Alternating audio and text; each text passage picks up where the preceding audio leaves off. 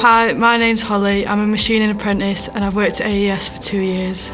I chose an engineering apprenticeship because I wanted to do something that was hands-on and practical rather than sitting in a classroom all the time. I chose to work at AES because I came for a tour of the company and I was really impressed with what I saw. On a normal day at work, I work in volume production.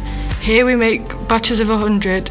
The parts that we make all make up a mechanical seal. AESSEAL have given me lots of opportunities to develop and lots of opportunities to go out and visit schools and do lots of events to help inspire more people to become apprentices and get into engineering. The best thing about working for AES as a company is that you get lots of opportunities to do different things.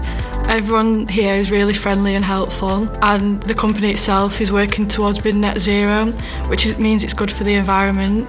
I work in the workshops. In the workshop we have lots of machines. These are all CNC machines and they're all enclosed. This means that the workshop's not what you'd imagine it to look like. It's very clean and tidy. The machines I work on are 11 axes, but we also have a robot cell. Whilst working for AES, I have received a range of training. This includes one-on-one training on the machines and also all the health and safety training that I will need, including manual handling, slinging and lifting. I've also been given the opportunity to become a first aider.